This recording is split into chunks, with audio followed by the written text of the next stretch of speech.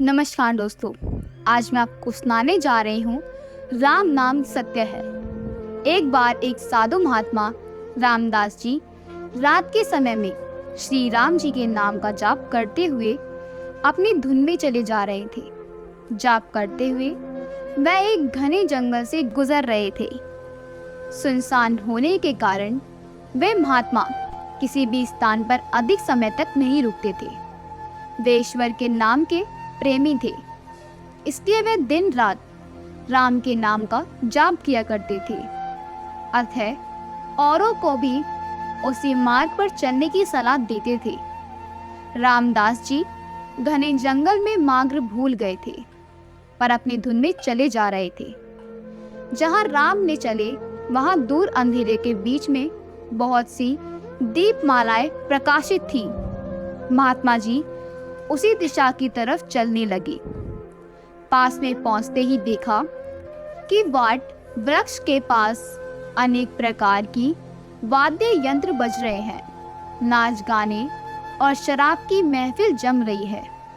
कई औरत पुरुष साथ में नाचते, कूदते, हंसते तथा और लोगों को भी हंसा रहे हैं। उन्हें एहसास हुआ कि वे मनुष्य नहीं, प्रेत आत्मा है। रामदास जी को देखकर एक प्रेत में उनका हाथ पकड़कर कहा, ओ मनुष्य, हमारे राजा तुझे बुला रहे हैं, चल। वो मस्त भाव से राजा के पास, जो सिंहासन पर विराजमान था, वहां राजा के आसपास कुछ प्रेत आत्मा खड़े थे। प्रेतराज ने कहा, तुम इस ओर किस लिए आए हो? हमारी मंडली आज मदमस्त हुई है, इस बात का तुमने विचार नहीं किया? तुम्हें मौत से डर नहीं लगता है? हंसते हुए महात्मा रामदास जी बोले, मौत का डर और मुझे? हे राजन जी, जिसे जीने का मोह हो उसे मौत से डर लगता है। हम तो साधु संत लोग हैं, मौत को आनंद का विषय मानते हैं। यह तो शरीर परिवर्तन है, जो प्रारंभ कर्म के बिना किसी से नहीं हो सकता है। प्रेतराज बोला कि तुम जानते हो कि हम कौन हैं? महात्मा जी बोले, मैं अनुमान लगाता हूँ कि आप प्रेत आत्मा हो। प्रेतराज बोला, तुम जानते हो, लोग और समाज हमारे नाम से कांपता है। महात्मा जी बोले प्रेतराज से, मुझे मानव में गिनने की गलती मत करना। हम जिंदा दिखते हुए भी जीने की इच्छा से रहित मृत्यु तुल्य हैं। यदि जिंदा मानो तो भी आप हमें मार नहीं सकते। जीवन मरण कर्म के अधीन है। क्या मैं एक प्रश्न पूछ सकता हूँ? महात्मा की निर्भयता को देखकर प्रेतों के राजा को आश्चर्य हुआ कि प्रेत का नाम सुनते ही मर जाने वाले मानव भी एक बिना डरे बात कर रहा है। सच में ऐसे मानव से बात करने में कोई हरकत नहीं। प्रेतराज बोला, पूछो, क्या प्रश्न है? महात्मा जी बोले प्रेतराज से, आज यहाँ आनंद का उत्सव क्यों मनाया जा रहा है? प्रेतराज बोला, मेरी इकलौती कन्या, उसके लिए योग्य पति ना मिलने के कारण अब तक कुंवारी बैठी है, लेकिन अब योग्य जमाई मिलने की संभावना है। कल उसकी शादी है, इसलिए ये उत्सव मनाया जा रहा है। महात्मा हंसकर बोले, तुम्हारा होने वाला जमाई कहाँ है? मैं उसे देखना चाहता हूँ। प्रेतराज बोला, जीने की इच्छा का मोह को त्याग करने वाले महात्मा अभी तो हमारे प्रेत योनि को प्राप्त नहीं हुआ है। वो इस जंगल के किनारे एक गांव के धनवान का पुत्र है। महादूरचारी होने के कारण वह एक भयानक रोग से पीड़ित है। कल शाम होने से पहले उसकी मौत हो जाएगी। फिर उसकी शादी मेरी पुत्री से होगी। इसलिए रात भर गीत, नृत्य और मदिरा पान करके हम आनंद का उत्सव मनाएंगे। रामदास जी वहां से विदा होकर श्री राम नाम का जाप करते हुए जंगल के किनारे बसे गांव में पहुंचे। उस समय सुबह हो गई थी। एक गांव वासी से महात्मा ने पूछा, इस गांव में किसी श्रीमान का बेटा गंभीर बीमारी से पीड़ित है? ग्रामीणों ने बोला, हाँ महाराज, कल्लूमल सेठ का पुत्र प्रेमचंद्र एक वर्ष से रोग से पीड़ित है। बहुत उपचार हुआ और उसका रोग ठीक नहीं होता है। महात्मा बोले, क्या वे जैन धर्म मानते हैं? ग्रामीण उनके पूर्वज जैन थे, किंतु बाटिया के साथ व्यापार करते हुए अब वो वैष्णव हुए हैं। महात्मा कल्लूमल सेठ के घर पहुंचे। प्रेमचंद्र की हालत गंभीर थी।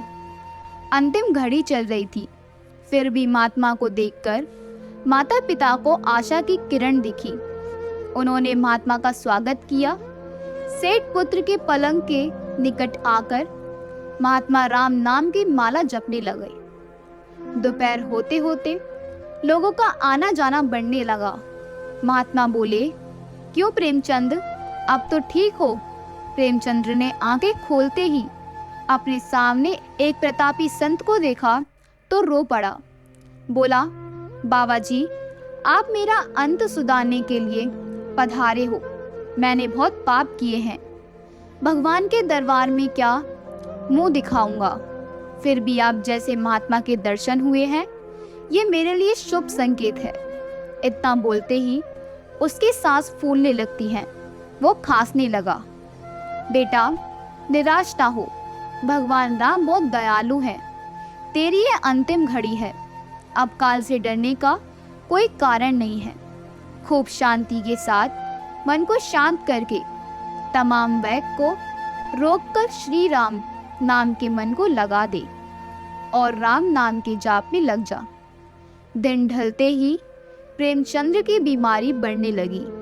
वैद्य हकीम बुलाए गए। गिरा भस्म आदि कीमती औषधियां दी गईं, किंतु अंतिम समय आ गया। यह जानकर महात्मा जी ने थोड़ा नीचे झुककर उसके कान में राम नाम लेने की याद दिलाई। राम का नाम लेते ही उसके प्राण उड़ गए। लोगों ने रोना शुरू कर दिया। शमशान घाट जाने की तैयारियां शुरू हो गईं। मौका पाकर महात्मा जी वहां से चल दिए। नदी तट पर आकर स्नान करके नाम स्मरण करते हुए वहां से रवाना हुए। शाम ढल चुकी थी। फिर वे मध्य रात्रि के समय जंगल में उसी वट वृक्ष के पास पहुंचे। प्रेस समाज उपस्थित था। प्रीतों के राजा सिंहासन पर हताश होकर बैठे थे। आज गीत नृत्य हाथ से कुछ ना था। चारों ओर करोड़ आक्रमण हो रहा था। सब प्रेत रो रहे थे। महात्मा ने पूछा, प्रेतराज, कल तो यहाँ आनंद उत्सव था, आज शोक समुद्र लहरा रहा है, क्या कुछ हुआ है? प्रेतराज, हाँ भाई, इसलिए रो रहे हैं, हमारा सत्यानाश हो गया। मेरी बेटी की आज शादी होने वाली थी, अब वो कुंवारी रह जाएगी। महात्मा, प्रेतराज, तुम्हारा जमाई तो आज मर गया है, फिर तुम्हारी पुत्री कुंवारी क्यों है? प्रेतराज ने चिढ़कर कहा, तेरे पाप से मैं ही मूर्ख हूँ कि मैंने कल तुझे सब बता दिया। तूने हमारा सब सत्यानाश कर दिया। महात्मा ने नम्र भाव से कहा, मैंने आपका अहित किया, ये मुझे समझ में नहीं आता। क्षमा करना, मुझे मेरी भूल को बताने का कष्ट करो तो मैं दोबारा नहीं करूँगा। प्रेतराज ने जलते हृदय से कहा, यहाँ से जाकर तूने मरने वालों को नाम स्मरण का मार्ग बताया और अंत समय में भी राम नाम कहलवाया। इससे उसका उद्धार हो गया और मेरी पुत्री कुंवारी रह गई। महात्मा जी, क्या सिर्फ एक बार नाम जप लेने से वह प्रेत योनि से छूट गया? आप सच कहते हो? प्रेतराज बोला, हाँ मानव, जो मनुष्य राम नाम जप करता है वह राम नाम जप के प्रताप से कभी हमारी यौन को प्राप्त नहीं होता। भगवान राम नाम जप में नाकरो धाराणी शक्ति है। प्रेत के द्वारा राम नाम का ये है प्रताप सुनकर महात्मा जी प्रेम आंसू बहाते हुए भाव से समाधि में नींद हो गए। उनकी आंखें खुली तब वहां प्रेत समाज नहीं था। बाल सूर्य की सुनहरी किरणें वट वृक्ष को शोभायमान कर रही थी। यदि आपको यह कहानी पसंद आई हो तो वीडियो को लाइक करें, शेयर करें और हमारे चैनल को सब्सक्राइब कर दें। आपका बहुत बहुत धन्यवाद।